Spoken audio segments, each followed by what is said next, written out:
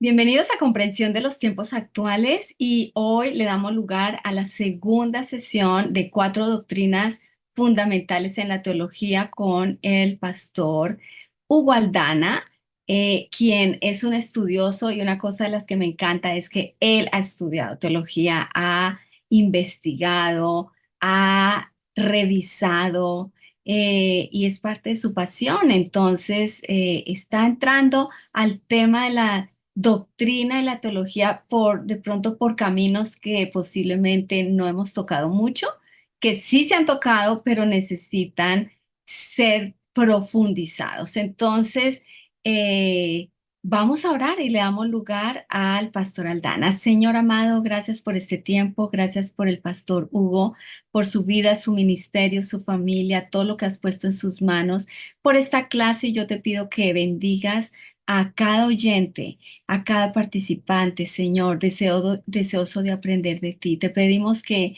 seas tú revelando más y más de tu verdad, de tu palabra y de tu poder a nosotros. En el nombre de Jesús, amén. Bueno, doctor Aldana, bienvenido. Muchas gracias. Qué gusto poderlos saludar. Quisiera tomarme un minuto para compartir tanto el pastor Perpich como el pastor Otremba en unos segundos me den un feedback para entonces conectar con lo que hoy vamos a hacer, porque para mí las cuatro doctrinas que estamos considerando tienen una especial conexión. Así que empezando con el pastor Perpich, luego terminando con el pastor Otremba, un pensamiento rápido de lo que pasó ayer.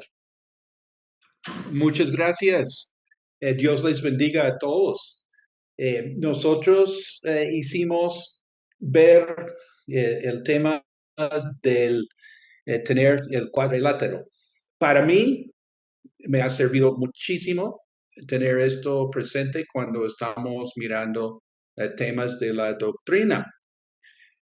Porque si uno solamente piensa, bueno, es de la Biblia, listo, amén, amén, pues tenemos que comenzar con la Biblia, pero se puede jugar con la Biblia, seamos francos con eso. Sí, Y el tema de la tradición, realmente tenemos una, como se dice, una, que no queremos la tradición porque vemos en la iglesia tradicional tradición hasta los codos, como dicen, y que cualquier cosa así de tradición nosotros lo invalidamos, que no, la tradición rechazamos. Sí. como si no tuviéramos un pasado, como si, bueno, voy a contar que cuando yo comencé en los caminos del Señor, honestamente pensé que nosotros éramos los primeros en la historia para hablar en lenguas. Sí, sí. ¿Sí? Entonces, pues es bueno saber de la tradición y claro, el uso de la razón. El mundo siempre nos está dando en la nuca porque nos acusan de que no, que nos desconectamos de la mente. No, nosotros somos los primeros para usar la mente. Dios nos manda a amarle con toda nuestra mente. Y ahora la experiencia, por favor. ¿Sí? Cuando vemos que la experiencia ya dicta todo, porque yo experimenté esto, entonces ya es sagrado, qué gran problema. Pero por el otro lado, si tenemos unas doctrinas que no funcionan para nada, y ahorita unas nuevas doctrinas, enseñanzas, digo, para no llamarlas doctrinas, enseñanzas que entran, qué pena, pero no funcionan. Suenan muy bonitas, pero es que no funcionan. Entonces, esto era una parte que habló, que puso así como el marco para continuar en el tema de la bibliología. Perfecto. Excelente. Muchas gracias por eso. Pastor Otremba. Bueno, ayer también tocamos el tema de el primer eje o fundamento doctrinal, fundamento de la teología, la palabra de Dios, de la cual partimos para poder formular cualquier doctrina, y también todos los valores y comportamientos. Entonces, y hablábamos del acercamiento a esta palabra de la manera eh, saludable, como ya el pastor Juan Marcos lo había dicho. Y claro, también mencionó que ¿cómo se dice? La palabra de Dios eh, enfatiza la salvación, la redención de los hombres y que eso viene desde el comienzo de la Biblia hasta el final. Ese es el hilo rojo que se desarrolla a lo largo de la historia y pues al final en el Nuevo Testamento la tercer promesa a Abraham se hace una realidad en Jesucristo y pues ahora ese mensaje se lleva a todo el mundo. Entonces, para mí muy importante que pongamos de verdad la Biblia en el centro de toda nuestra teología antes de usar no sé qué otras cosas. Muchas gracias. Sí, esto me sirve también para poder conectar lo que hoy vamos a hablar. Precisamente hablando con una familia el día de hoy, en una larga conversación, me decía la familia, mire, nosotros dice, tenemos ya algún tiempo de estar en la iglesia, pero honestamente dice, no hemos encontrado en la parte doctrinal algo que nos conecte, algo que nos permita, que nos ayude a mantenernos felices. El día de doctrina para nosotros, dice, es un día muy, muy cargado, muy duro. Porque a veces, dice, tenemos la impresión de que ni el pastor que nos está explicando entiende bien lo que está diciendo, porque lee cosas, dice, y aquello se vuelve un poco engorroso. Nos gusta el tiempo de alabanza, pero nos cuesta mucho la parte de, de aprender. Entonces, cuando vemos la escritura desde otros aristas, desde otras perspectivas y sobre todo desde la perspectiva de la redención, creo que hemos puesto ahí, como muy bien lo señala Pastor Otremba, el hilo rojo, el hilo conductor, por el cual vamos a leer el texto a partir de ese Dios que nos ama. Y entonces la Biblia es la palabra de Dios. La Biblia no solo contiene palabras de Dios, sino es la palabra de Dios de una manera plenaria, porque Dios ha supervisado a través del Espíritu Santo, tal como Pedro nos decía, hombres inspirados por el Espíritu escribieron, ¿verdad? No de su cosmovisión, sino escribieron guiados por el Espíritu. Entonces, ayer al hablar de la doctrina, estamos hablando de que la Biblia es revelada de Dios al hombre, pero la doctrina sí es el entendimiento del texto acerca de Dios. Entonces, hay un trabajo de ida y vuelta, lo que baja y lo que sube, lo que se entiende a través de hacer teología y la importancia del cuadrilátero, definitivamente, porque si bien es cierto, y muy de acuerdo con el pastor Juan Marcos, que le tenemos un poco de recelo, le tenemos un poco de alergia, por usar un término en boga hoy, le tenemos un poco de alergia a la palabra tradición, es que nosotros mismos tenemos una tradición, nosotros hablamos de 4 colores, de 4 rostros, de 4 símbolos, y una iglesia que tiene 100 años como mínimo, ¿verdad? Como movimiento de que nació, y eso es una tradición, lo hemos recibido por tradición. Y aceptamos la doctrina de la iglesia, porque cuando decimos creemos no es que nosotros que estamos en esta sala somos los que creemos solamente, sino creemos, eso es la tradición, es la entrega que hemos tenido de generación en generación de una doctrina que se fincó en un momento muy especial de la historia, que son esos primeros siglos, que los discípulos de los discípulos, los padres apostólicos y luego la camada de padres que vinieron posterior a ellos, vinieron fincando en la doctrina de la iglesia. Y ahora llegamos entonces a una doctrina muy interesante que es la doctrina trinitaria.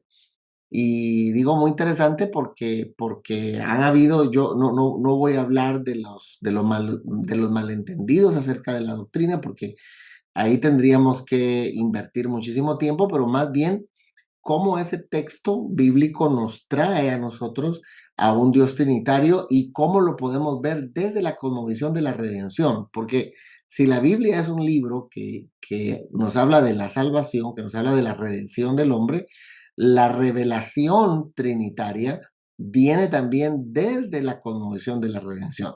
No un Dios que se revela así porque se le dio la gana y ya está, sino que tenemos que conectar la enseñanza trinitaria a la redención del ser humano. Cuando lo desconectamos, entonces ahí tenemos un problema, porque hablamos de la Trinidad como una doctrina en sí misma y no como la coadyuvadora o la colaboradora de un Dios que se revela a favor de la Gran Comisión, que la vamos a ver desde la Mission Day hasta la administración del Espíritu Santo. Muy bien, entonces empezamos con las notas de este día. La deidad y su revelación progresiva. Ya desde esto nos está diciendo que algo progresivo es algo que se va a venir dando a través del texto sagrado. Dios se ha revelado a nosotros como familia. Fíjense que esto a mí me impresionó, pero de manera significativa. Dios se ha revelado a nosotros como familia. Es Padre, es Hijo, es Espíritu Santo. Entonces esas figuras las entendemos de una manera tan sencilla. Lo que nosotros tenemos aquí ahora es una autoridad delegada, el Padre representando al Padre Celestial, el gobernante. De hecho, en Israel siempre se hablaba del rey y se estaba pensando en Dios mismo. No que fueran Dios, sino que representantes legítimos de Dios. eh, y todo aquello que tiene que ver con la representación de autoridad. La autoridad suprema es Dios, pero aquí tiene autoridades delegadas. Entonces, el texto nos dice, primera de Juan 5:7, porque tres son los que dan testimonio en el cielo: el Padre, el Verbo y el Espíritu Santo, y estos tres son uno. Lo primero que van a decir algunos es, sí, pero ese texto dicen que no estaba en los manuscritos más antiguos. Y yo empiezo con esto porque me encanta empezar ahí. ¿Por qué me encanta empezar ahí? Porque aun si yo le quitara este texto a la Biblia, que porque no estuvo en los manuscritos más antiguos, que ese es otro asunto a discutir, aun si así fuera, la Biblia es trinitaria de cabo a rabo. Es decir, la Biblia es trinitaria por donde la veamos. La veamos desde su concepción cronológica, la veamos desde sus partes, la veamos como la veamos.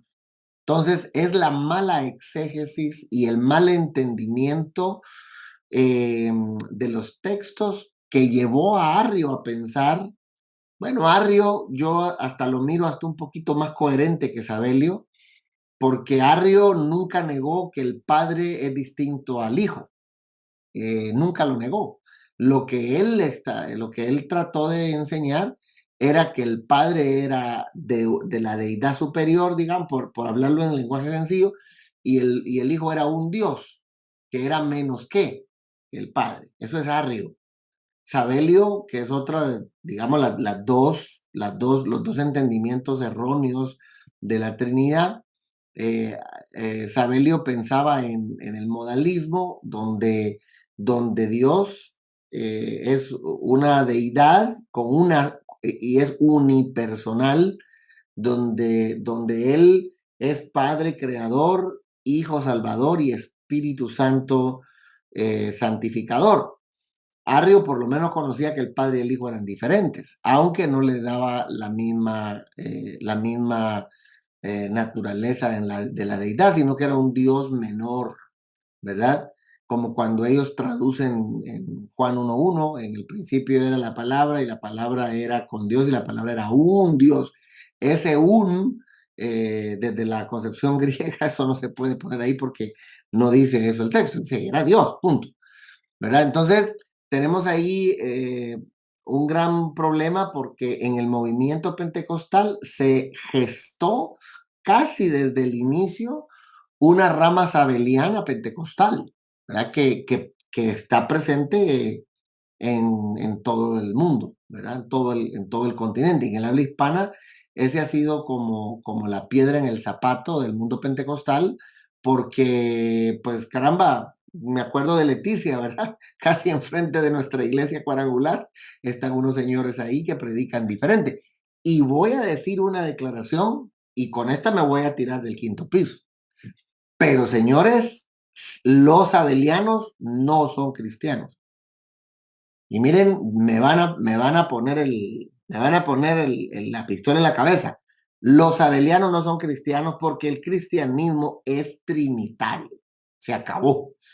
¿Por qué decimos esto? Porque es que es así. El cristianismo se basa en un ser supremo que se va a revelar en el texto para crear, para salvar y para ejercer la administración de esa salvación.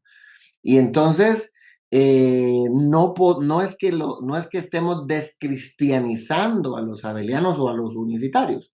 No los estamos descristianizando, es que no los podemos descristianizar porque eso no es cristiano.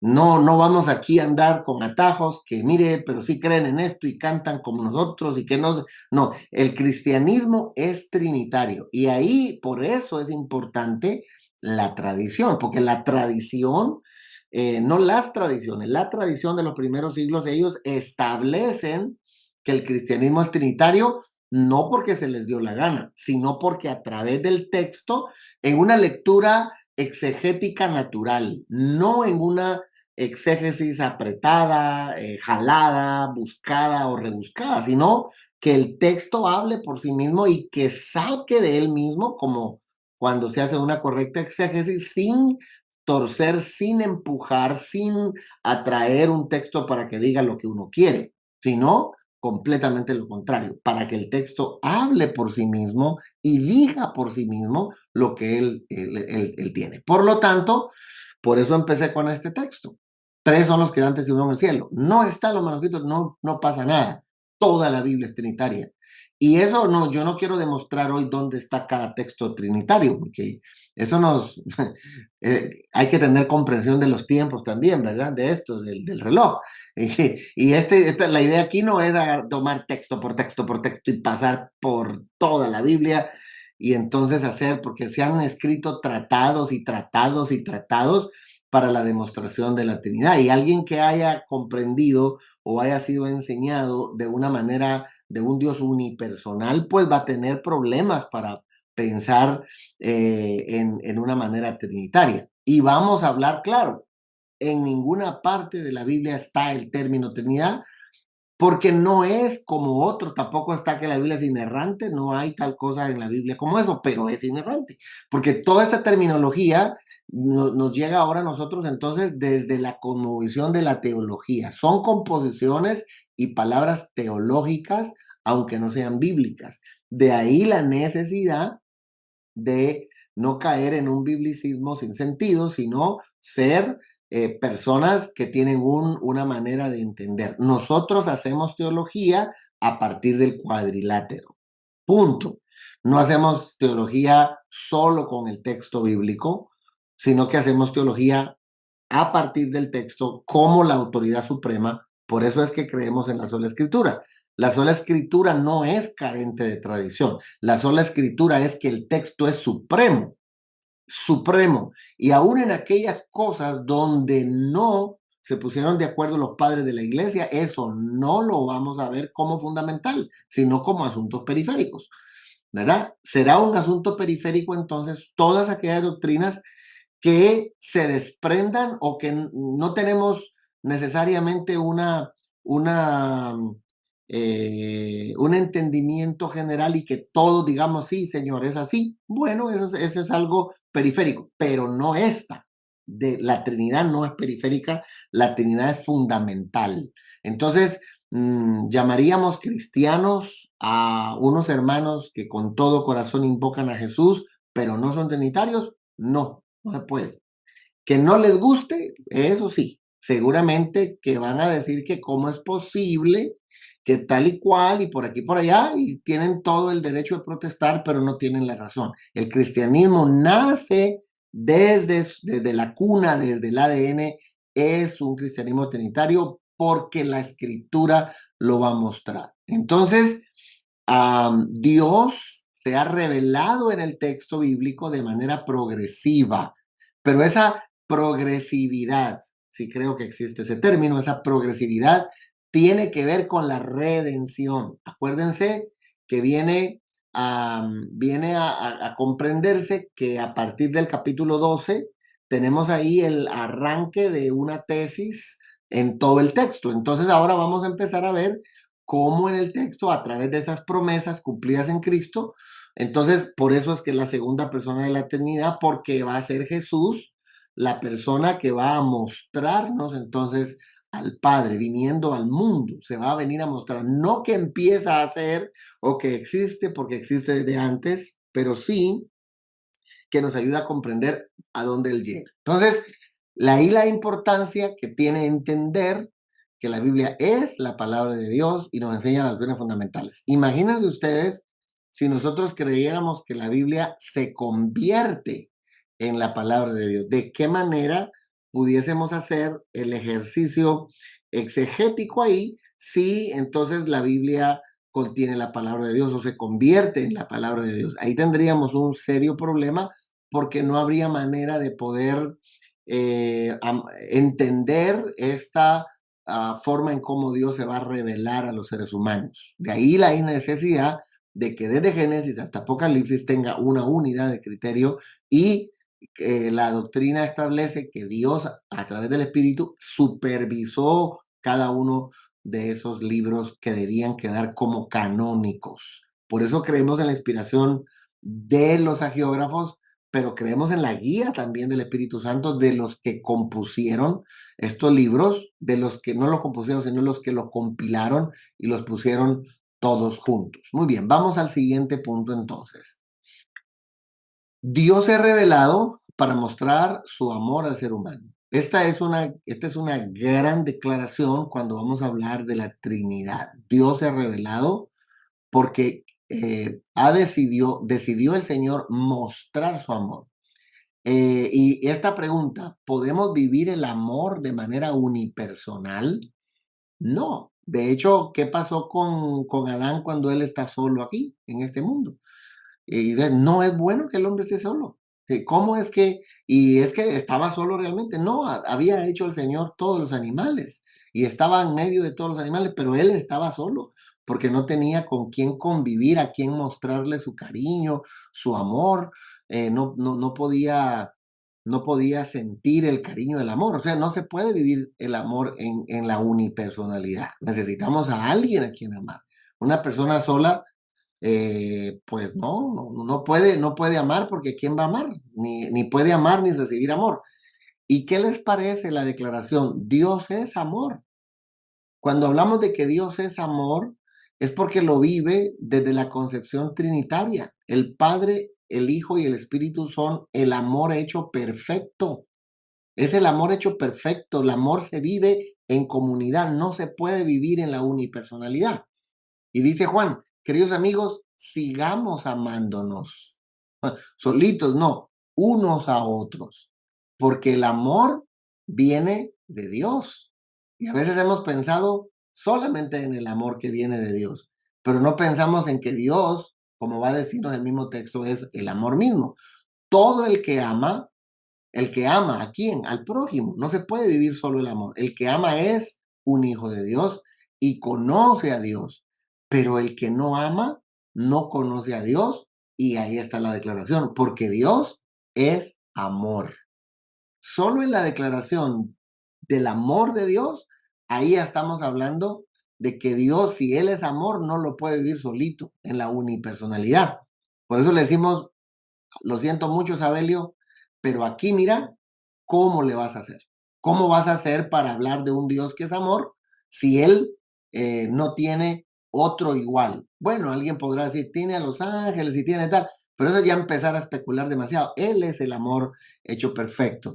Dios mostró cuánto nos ama y ahora miren, al enviar a su Hijo al mundo. Ven ahora cómo Juan va a decir, miren, el amor se vive en esta comunidad y miren lo que hace una persona que ama.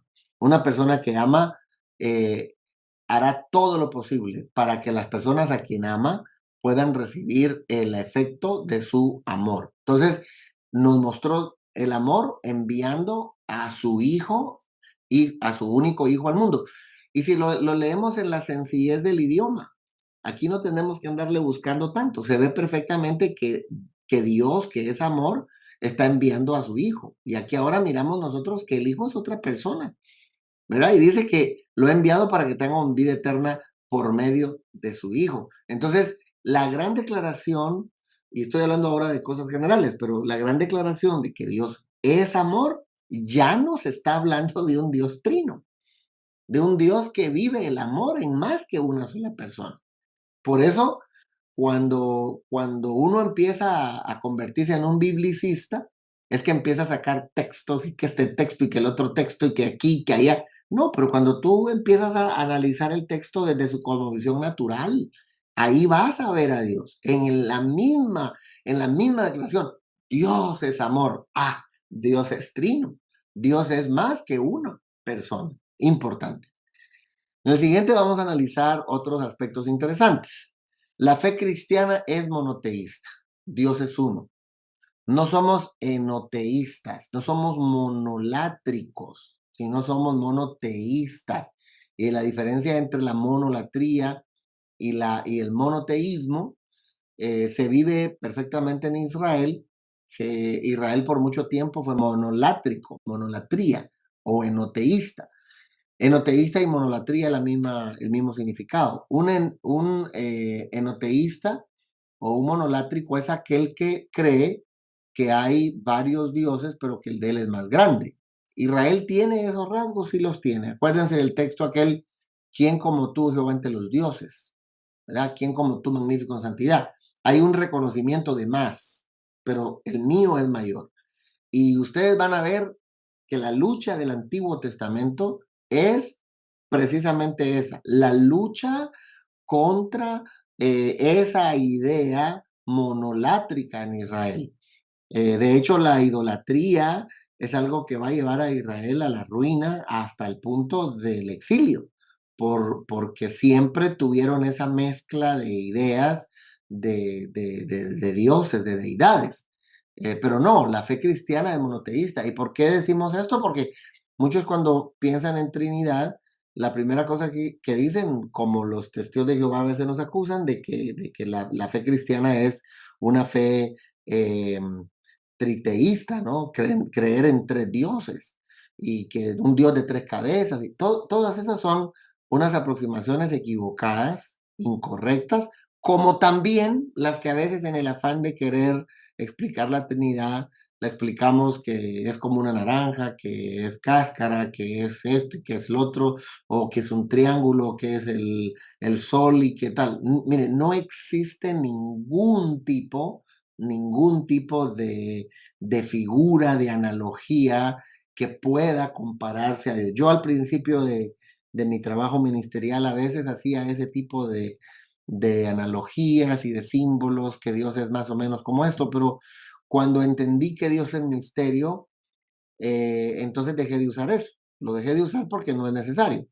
Entonces, y ahorita voy a explicar un poquito de eso. Entonces, nosotros somos monoteístas, no monolátricos. La fe cristiana es monoteísta. Por eso se considera al cristianismo, al judaísmo y hasta el islam como religiones, las tres grandes religiones monoteístas, porque no creemos en más que solo un Dios. Pero el cristianismo ve a Dios como una unidad, pero a la misma vez revelándose en tres personas. Entonces la gente dice, ¿cómo es posible? Ahí es donde decimos que Dios es misterio. Y les he colocado aquí les he incluido el significado de misterio, la descripción o el entendimiento de misterio, porque misterio significa que no puede ser reducido a un ser del mundo, algo así como que yo, ya entendí qué es. No es fácil de comprender su inmensidad, por eso es que es Dios. A eso nos referimos cuando decimos que Dios es misterio. Pero muchos parece que no, algunos piensan que Dios es enigma. Enigma significa que no puede ser conocido. No, nosotros hablamos de Dios como misterio, no como enigma.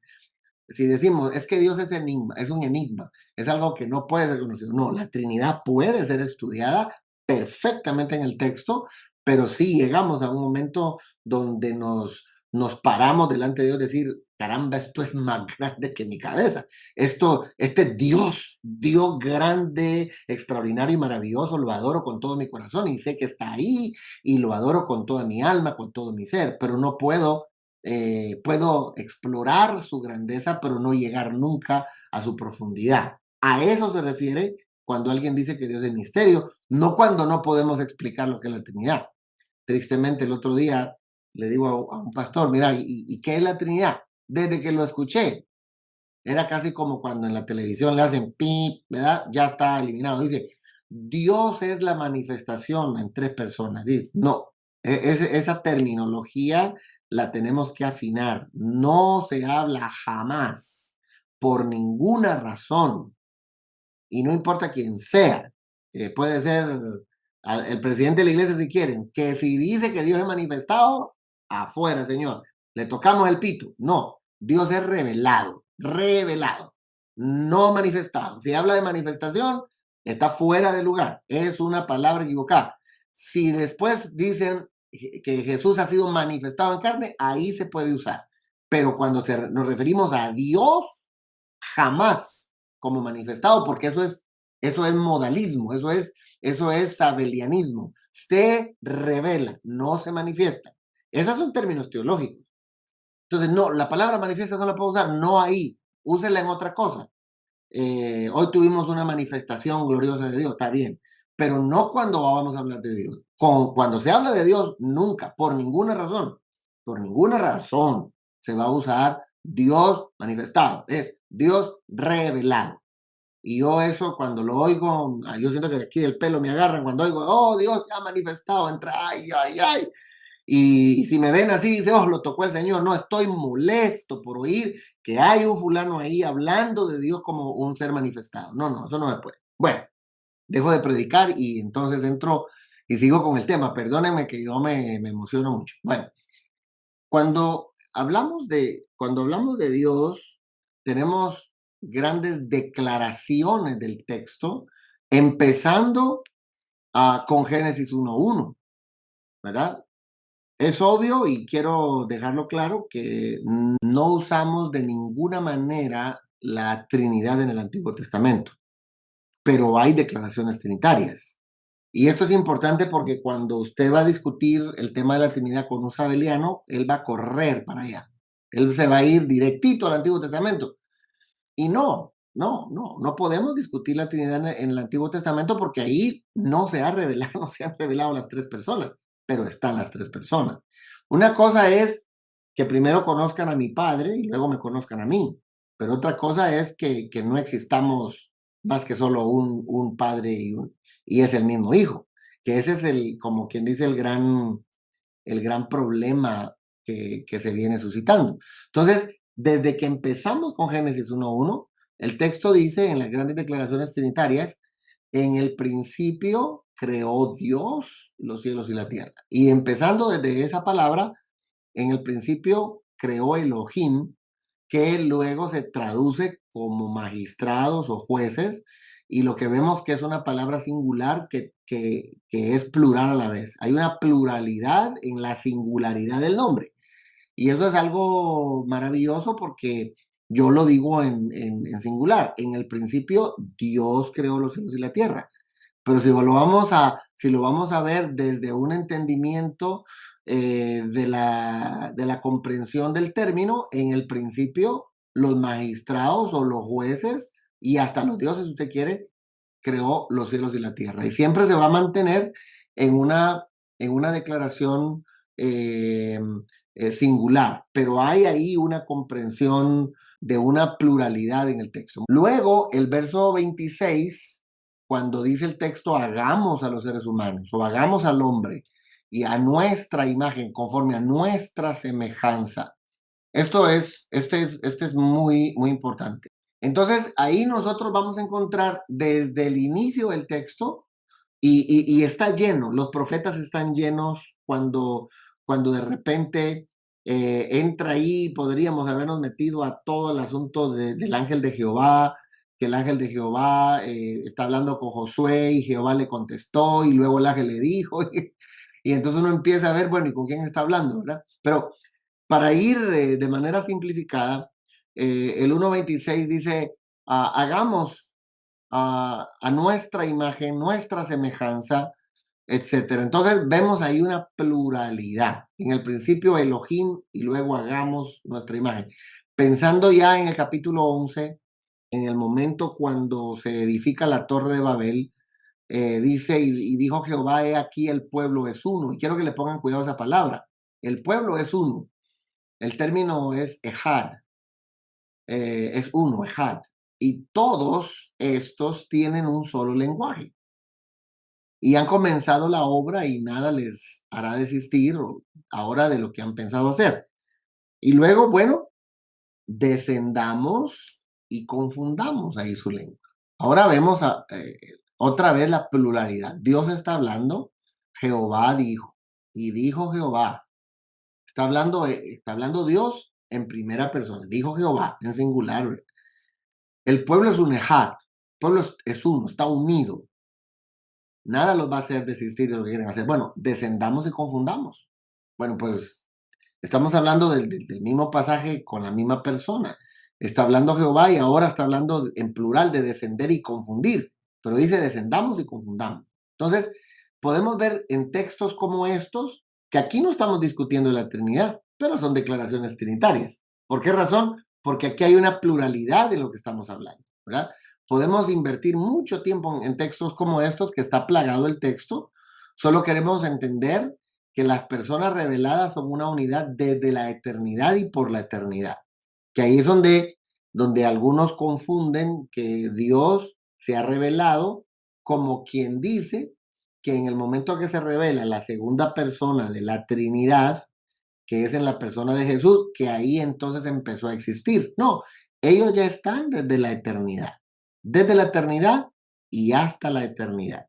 Una comprensión sencilla del texto, sin estar trastocando los significados. Pero póngale atención a esta palabra porque me gusta, me parece interesante. Vean ustedes cómo aquí en el hebreo dice, el pueblo es uno, el pueblo es uno, está en el mismo sentir y en el mismo pensar, es un ejad. Ahora nos toca el texto, digamos, el texto corona del Antiguo Testamento o la muestra reina, digamos, del Antiguo Testamento, de toda la Torá, de todo el Tanaj, ¿verdad? Del Pentateuco o del Antiguo. El Shema Israel significa escucha a Israel, que esta es una de las plegarias o la plegaria principal del judaísmo, ¿verdad? Del mundo judío. Deuteronomio 6:4, oye Israel, Jehová nuestro Dios, Jehová uno es. Y ven ahora ustedes, Ejad. Ese es el mismo término que está utilizando el texto para hablar de uno para el pueblo. Pero también es la misma palabra que usa cuando dice ya no serán más dos, sino que serán una sola carne. Una sola carne, serán un ejad. Serán un ejad. Entonces, podemos comprender por la utilización del término en el Antiguo Testamento que aún hablando del texto primario, cuando se habla de monoteísmo, ejad es un término compuesto que evoca más que uno, que evoca más que uno. Son dos. En el caso de Dios es tres. Son una trinidad donde el amor se vive perfecto y donde Dios muestra, fíjense, Dios muestra su amor para con nosotros en que siendo aún pecadores, Él murió por nosotros. Qué interesante, ¿verdad? Porque es el amor, Jesús es el amor manifestado, ahí sí puedo usar el término, a los seres humanos. Entonces, ejad será una palabra que no sé cómo los abelianos salen de esa palabra, porque ahí no hay manera, hombre, de irse por otro lado. Y sí, claro, yo he oído explicaciones de ellos que digo, no sé cómo es que estiraron eso, no se puede estirar, es la comprensión sencilla del texto. Y así vamos a ver en el texto cantidad de formas en cómo la declaración es trinitaria, sin decir Trinidad, ahí están el puro ADN de Dios, ¿verdad? Hablando de su persona.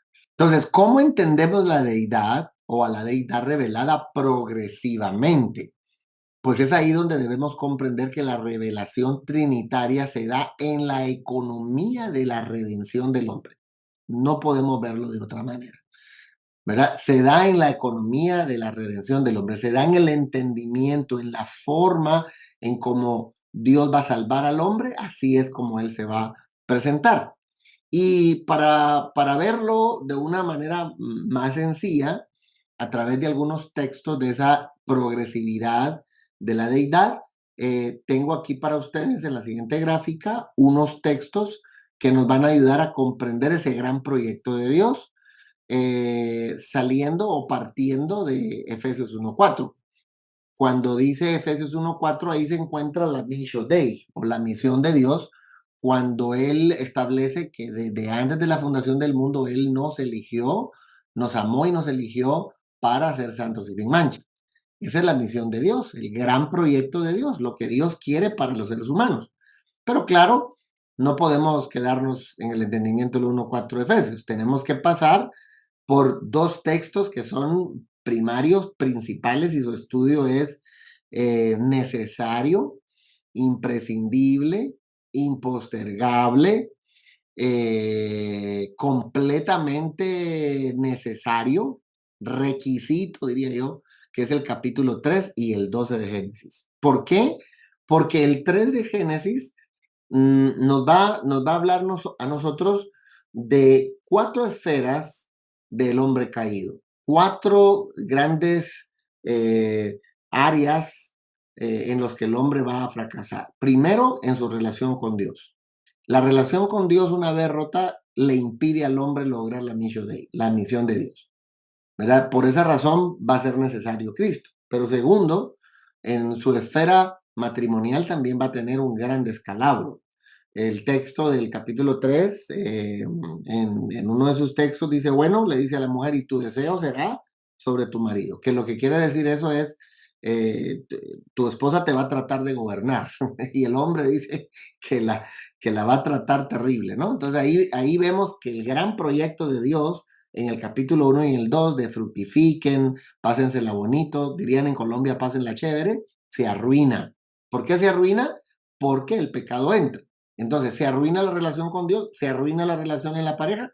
Ya en el capítulo 4 vemos el primer asesinato del hermano mayor sobre el menor, y luego la tierra también cae en una desgracia, en una maldición que provoca un colapso total. Entonces ahora nosotros tenemos un gran proyecto de vida, ¿verdad? La iglesia que es la iglesia, la agente de la restauración de esa desgracia, ¿verdad? Buscando que el hombre tenga relación con Dios, buscando matrimonios felices, que establezcan hijos de bendición y que pueda la tierra ser ayudada por un hombre que está pensando, y obviamente en el final de los tiempos Dios hará todas las cosas nuevas. Bueno, luego nos pasamos al 12, ¿verdad? El 3 es importante entenderlo porque el gran proyecto de Efesios 1:4 del amor de Dios en la eternidad y cómo esto se hace un gran problema, se da en el capítulo 3. Su entendimiento es importante. Ahí está parte de la base, la gran base de qué pasó. ¿El hombre quedó completamente inhabilitado para responderle a Dios o le quedó alguna oportunidad? Ahí está, ahí se finca la gran doctrina calvinista y arminiana de la salvación, por ejemplo. Bueno, al llegar al 12 llegamos entonces a la tesis del resto de la Biblia, el parteaguas que hay. Del 1 al 11 no hay cronología, hay eventos ahí que no solo están en la Biblia, aparecen en otros libros antiguos, el diluvio, la creación, la Torre Babel, todas esas cosas. Pero a partir del 12 se va a fincar entonces el plan de salvación de Dios al hombre, las 3 promesas que hablamos ayer. Hebreos 3:1 nos va a recordar que el gran amor de Dios del 1:4 de Efesios se va a dar en la vida del hombre porque Dios nos amó tanto que envió a su Hijo. Y dice, consideren a Jesús, dice, el apóstol de nuestra profesión, quien también es el sumo sacerdote que nos trae hacia Dios. Entonces ahora vemos el gran trabajo de Dios desde antes de la fundación del mundo, pensando en el hombre. Jesús es el primer apóstol. Luego cuando hablamos, como estamos hablando en clave de redención y de salvación, cuando el Señor establece apóstoles para enviarlos a predicar, no está Él haciendo ninguna cosa que Él no haya hecho primero. Que ese es otro de los grandes despertares para mí en el estudio del texto. Dios no me manda a mí a predicar a los lugares más complejos y hasta lo último de la tierra. Hombre, que hay lugares muy terribles aquí. Sí, sí, él se vino desde el mismo cielo. Esa famosa kenosis del capítulo 2 de Filipenses, versículo 5 en adelante, haya en ustedes el mismo sentir que hubo también en Cristo Jesús, el cual, no escatimando el ser igual a Dios como cosa que aferrarse, se despojó. Hubo ahí lo que el famoso texto griego señala, la kenosis, ¿qué es ese vaciamiento, verdad? Hebreos 3.1 va a decir, miren, pues vean a Jesús, ¿verdad? Él es el apóstol de nuestra profesión, él fue enviado. Luego el 3.16 de Juan, el gran libro que va a hablar de que Jesús es Dios, y va a dar 7 declaraciones poderosas de quién es Jesús, ¿verdad? Los yo soy, para cumplir el gran yo soy del Antiguo Testamento, el Jehová del Antiguo Testamento es Él, pero el 3.16 dice, bueno, nos amó tanto que envió a su Hijo. Ya lo vemos ahí en Hebreos 3.1. Fue el primer apóstol. Y luego, primero de Juan 3.16 dice, bueno, en esto hemos conocido el amor. Miren ustedes, el amor de Dios es tan grande que envió a su Hijo. Nosotros también tenemos que encarnar el mismo amor por la comunidad, por la gente. Por esa razón, cuando uno ve la progresión trinitaria en clave de redención y la iglesia lo puede comprender, no hay manera, fíjense lo que voy a decir, no hay manera que la iglesia no evangelice.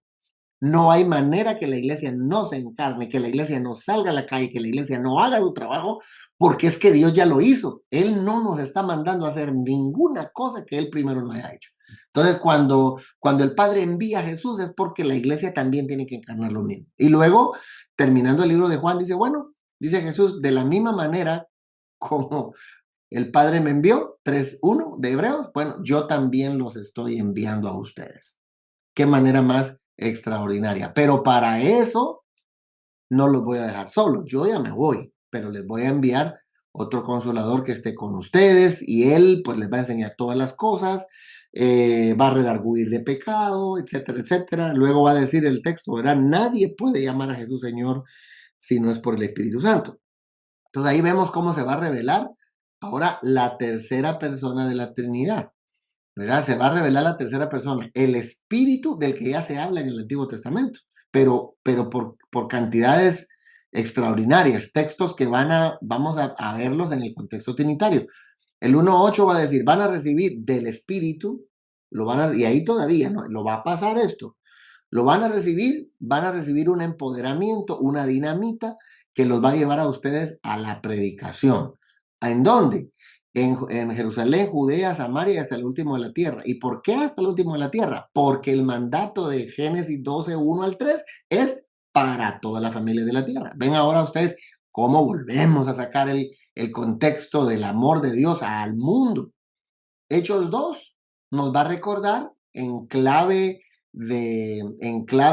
también trinitaria que se necesita definitivamente un encuentro con el Espíritu de Dios que va a empoderar al pueblo, y una vez empoderados estos discípulos reciben el bautismo del Espíritu, son capacitados ¿para qué? Para ir a predicar. Para ir a predicar, porque porque cuando nosotros estamos predicando, y fíjense bien que Hechos 2 está en el centro de esa flecha, pero la flecha hacia arriba nos va a apuntar a Efesios 1.4. La flecha hacia arriba nos diría, es que este es el proyecto de papá. Nosotros no estamos aquí porque queremos hacer el proyecto cuadrangular. No, el proyecto cuadrangular obedece a la gran comisión, que obedece a la Mission Day. Todo va a estar conectado hasta arriba. Nuestro problema es cuando empezamos a hacer nosotros nuestros propios reinos, decimos nuestra propia visión. Yo estoy de acuerdo que todos tenemos que tener visión y el cómo hacer, pero es el cómo vamos a hacer la gran comisión de Jesús y a su vez cumplir el corazón del Padre. Por esa razón es que nadie puede, después de Hechos 2, pensar en que solo el Espíritu Santo tiene cabida en este tiempo. Definitivamente que no. No, Él es el gran ejecutor de la salvación otorgada por Cristo por el amor del Padre. Es decir, estamos hasta aquí porque tenemos un papá que nos ama, hombre. Estamos hasta aquí porque tenemos un Padre que nos ama. Él nos ama tanto que dio a su Hijo. Y ese Hijo no nos dejó solitos, nos empoderó, nos dio las herramientas. Y ahora nosotros estamos yendo a la calle. Porque ustedes ven a partir de Hechos 2 cómo se hace todo el despliegue. Y ayer lo mencioné, el 2.5 de Hechos. El 2.4 dice que fueron llenos del Espíritu Santo y hablaron en otras lenguas. Claro, porque las lenguas no solo nos van a servir para tener una relación con el Señor, también nos van a servir para tener un impacto social. Ese es un problema que yo tengo aquí en mi cabecita. ¿Cómo es que somos pentecostales y nos dicen que estamos cerrando iglesias? ¿Cómo es que somos pentecostales y se nos está yendo la gente? ¿Cómo es que somos pentecostales? ¿Dónde está ahí? Ahí nos hace falta un conector. Porque las tres partes claritas de Hechos 2 son experiencia, mensaje y resultado. No hay solo resultados, no solo hay experiencia. A veces nos quedamos hasta el 2.4 y no pasamos. No, hay que pasar el 2.4, porque luego va a decir en el 2.5, y habían de todas las naciones bajo el cielo. Miren ustedes cómo ahora Lucas nos dice, miren, por cierto, les cuento, ¿se acuerdan que en el 1.8 les acabo de decir, verdad, que íbamos a recibir poder para ir hasta el último de la tierra? Ahora en el 2.5 nos dice, pues de todas las familias de la tierra están aquí. Como quien dice, en Pentecostés se vivió la primicia global, porque toda esa gente salió al mundo a predicar el evangelio. Ese es el concepto y el entendimiento trinitario de la salvación y por qué es que tenemos una deidad que se está revelando.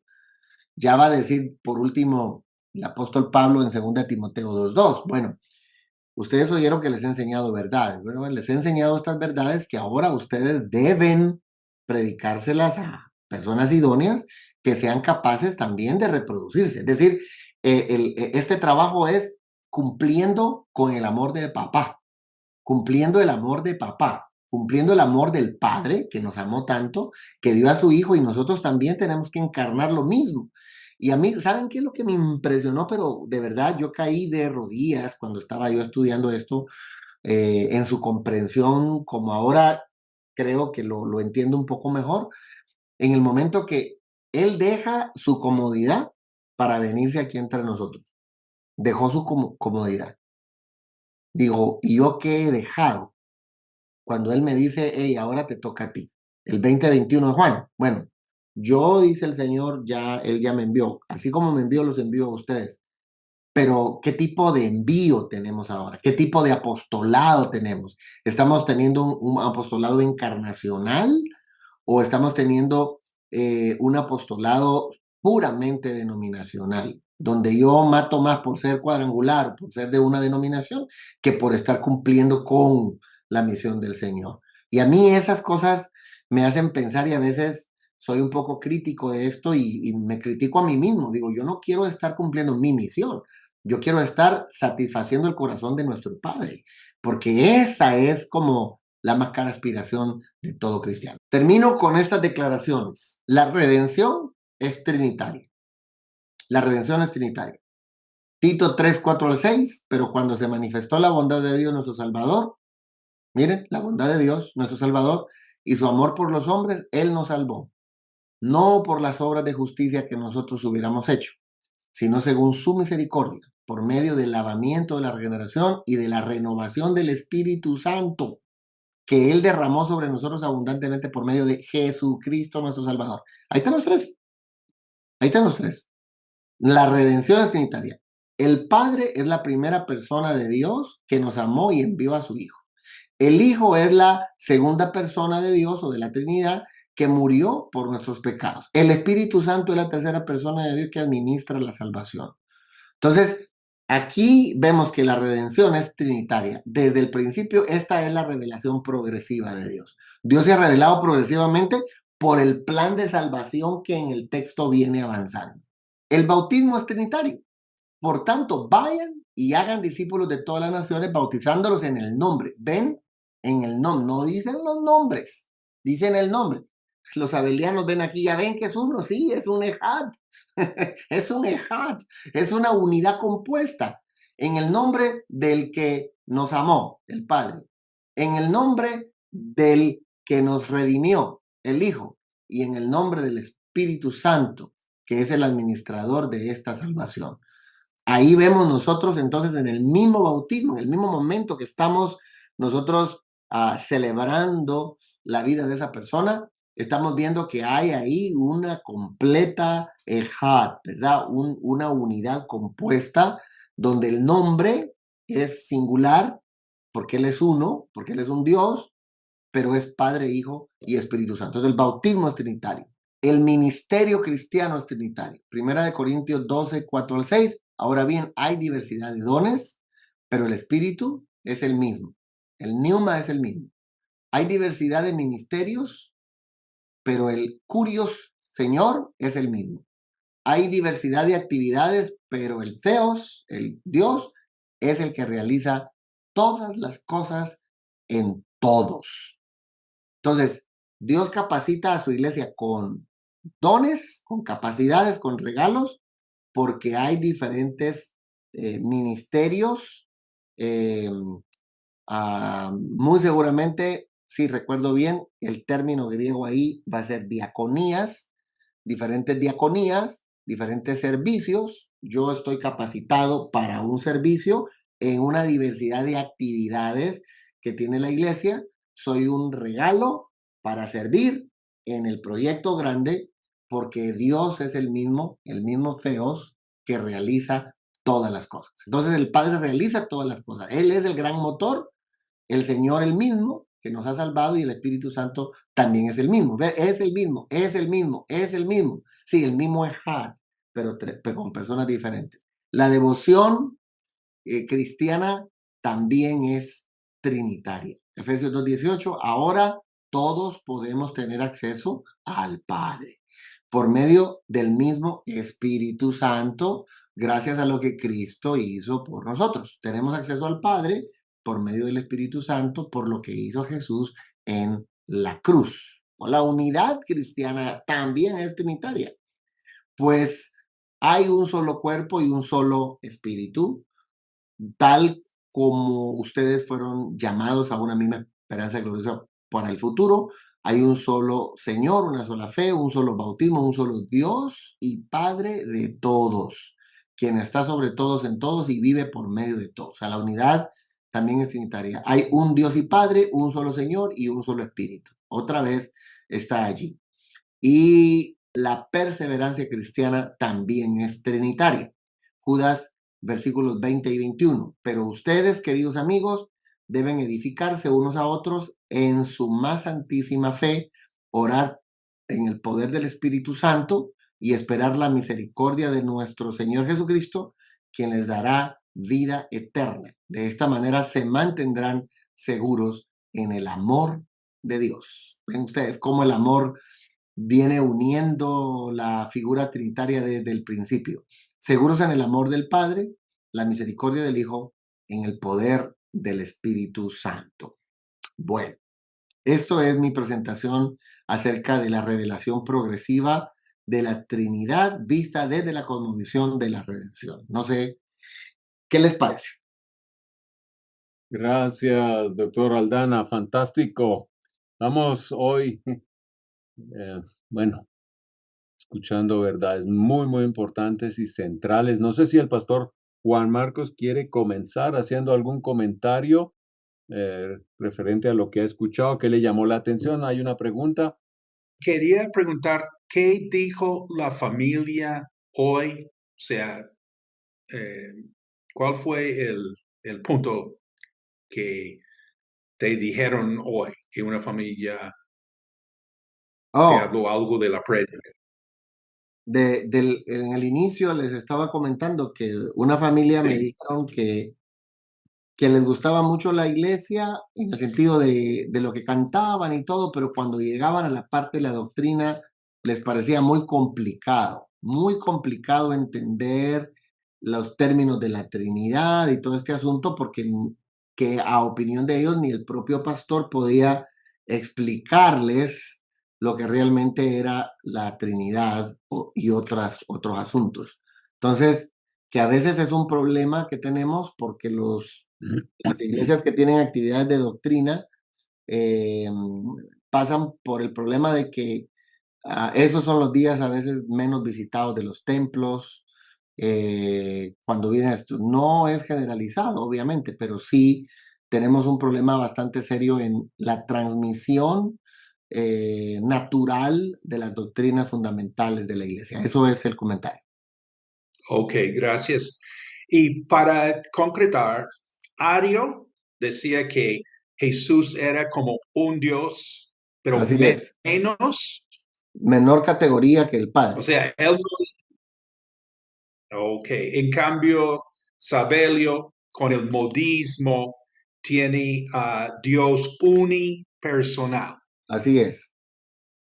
Bueno, quería preguntar el concepto de Israel, que su Dios era el Dios por encima de todos los otros dioses.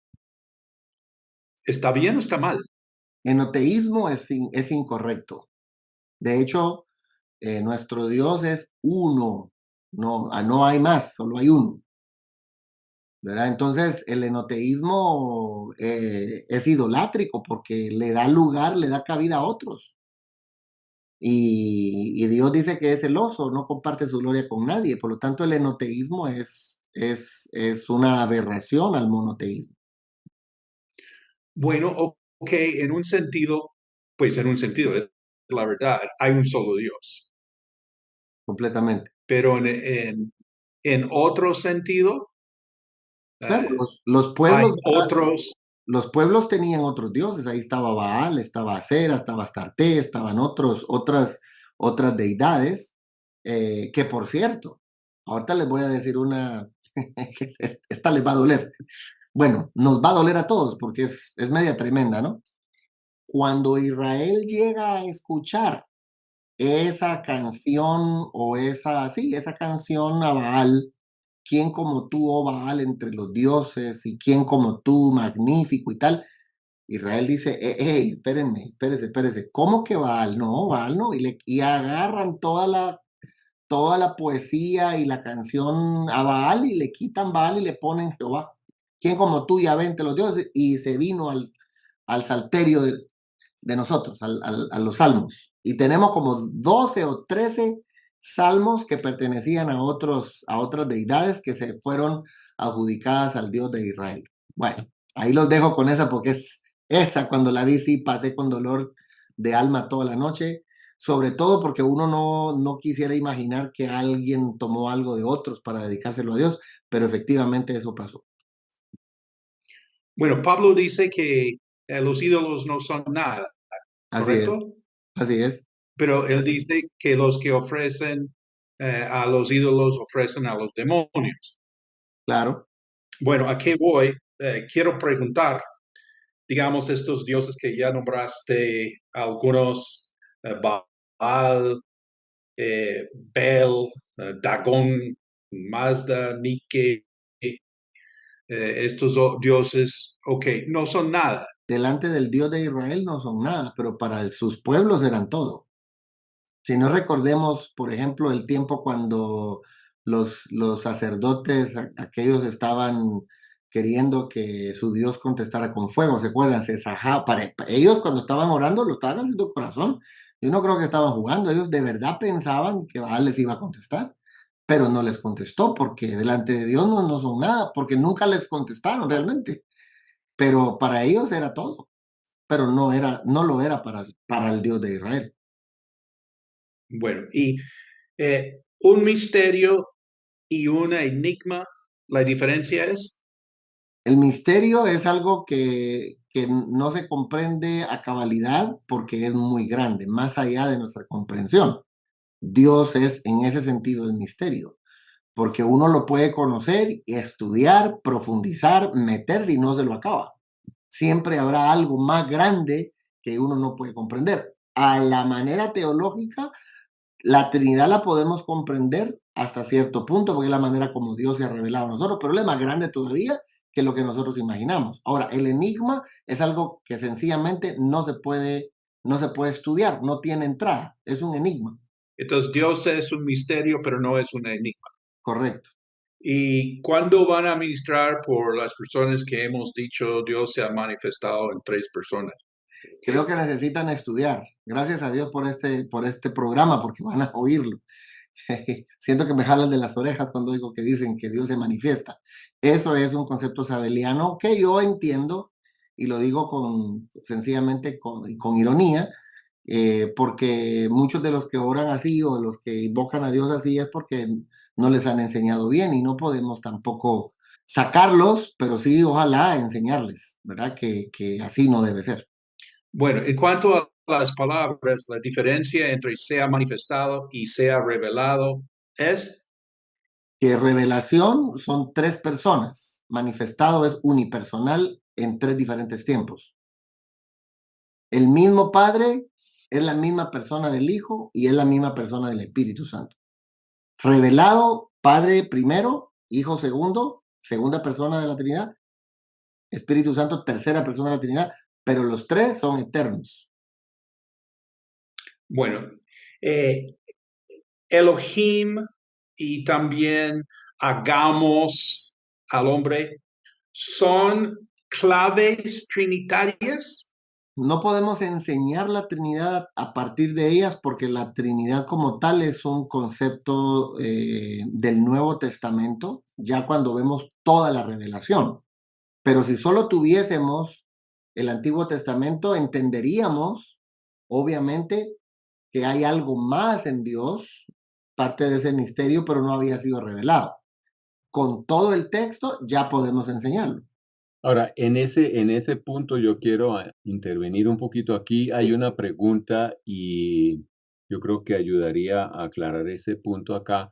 En Génesis 1:2, Ujú. y dice alguien, podríamos decir que en la progresión de la revelación en los primeros 3 capítulos de Génesis vemos la Trinidad, y en cuanto a la introducción del Espíritu Santo lo vemos en Génesis 1:2, dice la persona, y la tierra estaba desordenada y vacía, y las tinieblas estaban sobre la faz del abismo, y el Espíritu de Dios se movía sobre la faz de la tierra. Y también hay otra mención de Éxodo 35 con Oholiab y Betzaleel, que construyeron el tabernáculo. Ahí dice que Dios los equipó con el Espíritu.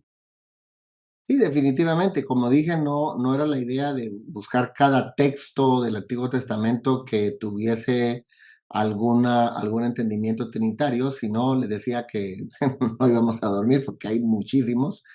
Pero sí, hay muchísimo texto de entendimiento trinitario. Ahora, ¿por qué es que estoy diciendo que no podemos enseñar la Trinidad a partir de ahí? Porque aquí hay evidencia trinitaria, pero la Trinidad es una doctrina que se finca en el tiempo de la tradición para poder comprender ya ahora toda la Escritura, ¿verdad? Toda la Escritura es posterior a toda su lectura que podemos ver a ese Dios que viene siendo revelado en 3 personas, pero una revelación en la redención, ¿verdad? No una revelación porque quiso aparecer, sino una redención que viene desde el Anillo Dei y que viene de manera progresiva para poder entender que ahora nosotros, imagínense, en el Edén, Dios estaba en el huerto, en el tabernáculo, en medio de ellos, en Jesús con ellos y ahora con el Espíritu Santo en ellos. También vemos esa progresión. Es otra forma de poderlo ver. Entonces, es ahora que nosotros somos el templo del Espíritu, porque ahora es Dios el que vive adentro de nosotros. En Jesús estuvo con nosotros, en el tabernáculo, en medio de nosotros, en el huerto del Edén, en el huerto, en el lugar. Entonces vemos también esa relación progresiva, porque somos el objeto de su amor. Entonces el amor hecho perfecto de Dios llega hasta el momento de vivir con nosotros. Él es parte de nosotros, está adentro de nosotros. Esa es una cosa verdaderamente maravillosa.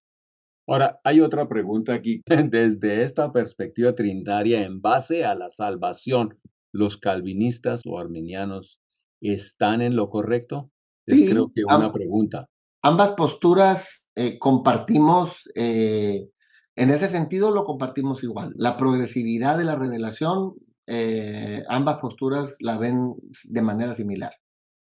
Ahí no Ujú. hay ningún problema. Es más, tenemos que decir que Arminio era un gran estudiante de Calvino. Algunos hasta han llamado al arminianismo como un calvinismo modificado. Y hasta podríamos decir amén a eso, ¿no? Es decir, porque es que no es que todos estaban en desacuerdo. En 5 aspectos, ¿no? De esa doctrina, pero no es que estaban en contra de todo. En ciertos lugares, pues Europa por lo menos, a veces uno escucha que, bueno, las tres religiones principales en el mundo, el cristianismo, el judaísmo y también el El Islam. islam, tienen unas mismas raíces y están hablando del mismo Dios. Eso es algo que se dice ahí. ¿Qué le respondería usted a esas personas? En un sentido sí, porque están hablando y parten las 3 de Abraham. Es increíble que a veces los únicos que no estábamos enterados éramos nosotros. Pero pues las tres parten de Abraham y Alá es Dios. Es más, usamos mucho una palabra en español. Yo necesito verificar lo que voy a decir, pero casi estoy seguro. Cuando se dice en el idioma árabe, oh Alá, es primero Dios, ojalá y lo metemos mucho en el idioma, ¿no? Entonces, Dios, Alá, es Dios grande. Ahora, ellos no creen en Jesús, pero nada que ver con que es hijo de Dios ni nada de esas cosas. Es un profeta más y el judaísmo también habla de Jesús como un judío, un rabino que existió de tantos que han habido. ¿Verdad? Pero en el sentido monoteísta, que parten de lo mismo, sí, porque parten de Abraham.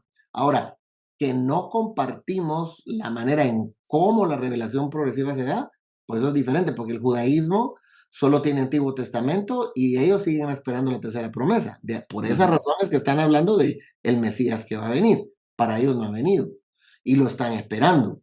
El mundo musulmán también tiene una versión del Antiguo Testamento, pero dicen que fue tan trastocado que por eso Dios necesitó enviar el Corán como para limpiar lo que estaba arruinado y ellos también están esperando que venga un nuevo libertador, creo que le llaman califa, también están o sea, las 3 religiones monoteístas están esperando un cierre, un fin. Uno Ujú. esperando un califa, uno esperando un Mesías y nosotros esperando a Cristo. ¿Quién tenga la razón? Eso lo vamos a ver en breve. Sí, sí, sí, fantástico. Solo por aclarar, en cuanto a la revelación progresiva, aquí hay también una idea de que, bueno, Dios Padre se manifestó en su tiempo y Él aparece como Jesús en Mm. otro momento y después como el Espíritu Santo. Estaba claro lo que usted decía, pero de todas maneras este tema es como también un problema en la iglesia, ¿no? Que Sí, eso es puro sabelio, eso es mm, sabelianismo ujú, puro, ¿verdad? Dios se manifestó, por eso es que digo que la palabra manifestación aquí es alérgica, ¿no? Dios se manifestó, es que Dios es la misma persona que se manifestó como creador, como padre, y luego ujú, se manifestó como hijo, y ahora se manifiesta como Espíritu Santo, pero es la misma persona, es como que mi papá no sea mi papá, no soy yo el que soy ujú. papá, pero ahora soy hijo y mañana pues seré el nieto, ¿no? Pero soy yo mismo, yo me metí aquí, yo me metí aquí, yo me metí aquí.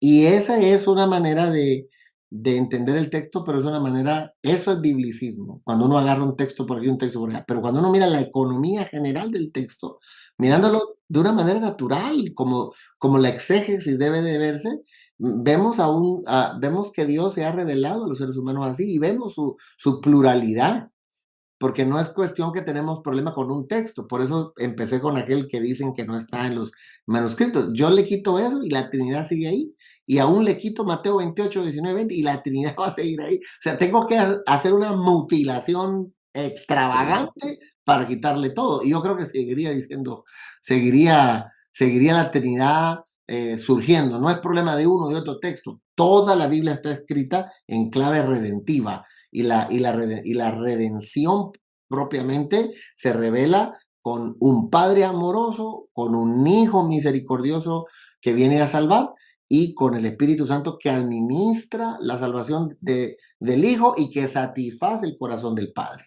Gracias. Mencionaste 1 Corintios 12 y los padres administrando dones y el Espíritu, el Hijo. Cuando hablamos de los dones, hoy en día se meten muchas veces todos los dones en un costal o también a veces se separan por categorías. ¿Cómo ve usted eso desde la perspectiva trinitaria que se está pues revelando ahí en 1 Corintios 12? Pues cuando yo me metí a ese texto me pareció interesante porque otra vez la importancia de los dones en la iglesia es crucial porque me gusta el texto aquel, no he visto justo desamparado ni descendencia que mendigue pan. Y en aquel entendimiento es que no ha dejado a nadie sin la capacidad de ganarse la vida. En este caso, no ha dejado a ni un solo cristiano que no tenga un carisma, un caris, un don para lo cual debe servir en el cuerpo. Pero la clasificación, igual que como lo hacemos con la teología sistemática, se ha hecho como para sistematizar, como para comprender mejor dónde va cada cosa, porque ahí lo vemos como dones ministeriales, ¿no? Los de Efesios. Luego los dones del Espíritu, hay dones de esto, hay dones de esto otro, hay dones de esto acá. Pero la verdad es que todos tenemos de diferentes. El Espíritu Santo los da a quien quiera, pero todos, me gusta que dice que hay diversidad de dones, de regalos, diversidad de servicios y diversidad de ministerios, ¿verdad? En esa clasificación. ¿Por qué razón? Porque los regalos que tiene Polo Tremba y los que tiene Perpich y los que tiene Hugo son regalos diversos, algunos ministeriales, otros espirituales, pero todos los tres tienen un propósito, que es edificar el cuerpo de Cristo, pero también servir de fuente evangelizadora. ¿Cuál es mi problema con esos que tienen muchos dones, pero solo hablan para dentro de las cuatro paredes? Que digo, bueno, es que aquí hay bastante palabra aquí adentro. Se necesita que también haya un enfoque y un toque hacia el exterior, ¿verdad? Entonces, hay diversidad. Yo creo que la diversificación o la clasificación nos sirve para entenderlos, pero el espíritu realmente no está viendo, a Apolo Tremba le falta un ministerial, o al otro le falta un espiritual, o a este le falta más de esto. No, yo creo que Dios nos ha dado múltiples capacidades que debemos entenderlas como esos regalos para hacer una multiplicidad de servicios para cumplir con el proyecto grande, ¿verdad? El ministerio de ir y hacer nuestro trabajo. Edificamos al de adentro y ganamos al de afuera. En ese sentido los miro. Por esa razón, en clave trinitaria yo los veo así. Bueno, muchísimas gracias, doctora Aldana, y qué bueno tener la participación de los pastores Pablo y Juan Marcos y sus preguntas, sus comentarios realmente son muy edificantes. Muchísimas gracias. Pero antes de terminar, Pastor Hugo, por favor, cuéntenos qué vamos a estudiar la próxima sesión. Vamos a unir la persona de Jesús, ¿verdad? La persona de Jesús como la segunda persona, porque hoy vimos a la Trinidad. Hoy hablamos de los tres. Mañana hablaremos de Jesús y el Espíritu Santo. Creo que eso lo manejamos mucho más, pero creo que el asunto de la Biblia lo hemos manejado desde la concepción de la salvación, con su tesis fincada en el 12 de Génesis hacia adelante. La Trinidad como la revelación progresiva de un Dios salvador, ¿verdad? Y entonces ahora veremos a Jesús como el gran agente de esa salvación, que viene a hacer el gran trabajo que tocó que hacer allá en Génesis 3, ¿verdad? Frente al pecado, un gran sacrificio, y ahora Jesús como el cumplimiento de todo esto de estas figuras del Antiguo Testamento, yéndose y dejándonos al Espíritu Santo. Entonces, hablando, por eso decía que las cuatro doctrinas fundamentales, en mi opinión, de todo el mosaico doctrinal que tenemos se basa en estas 4. De ahí todo lo demás lo vamos a ir dilucidando o entendiendo. Pero si es la escritura y la Trinidad en sus partes no está entendida adecuadamente, ahí es donde entonces tenemos el descalabro doctrinal de la mayoría. Aquí hay una última pregunta y tiene que ver con el libro de Génesis en las llamadas teofanías. ¿Se puede decir que es Dios revelado en la Trinidad? De pronto la de Abraham pudiera ser, porque llegan 3 ángeles y sale Abraham y le rinde adoración.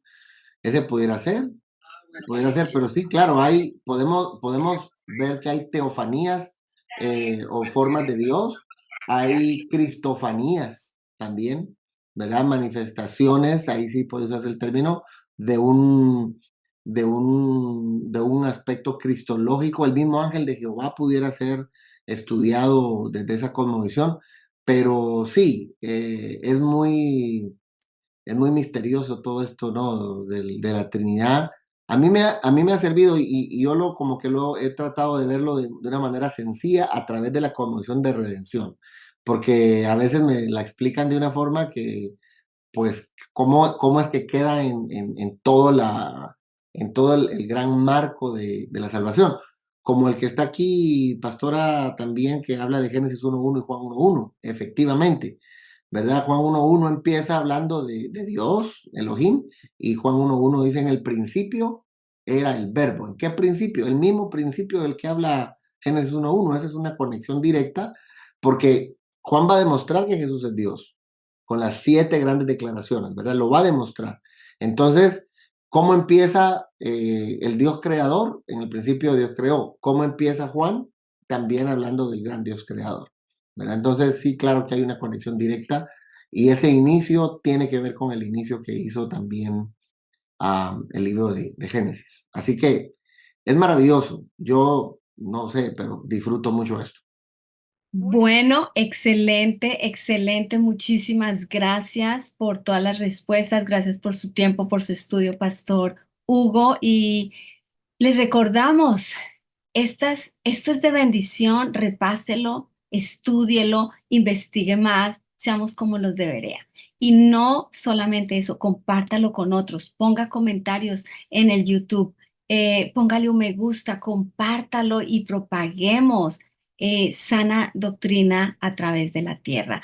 Entonces, sin más ni más, que el Señor los bendiga y nos vemos en la próxima sesión.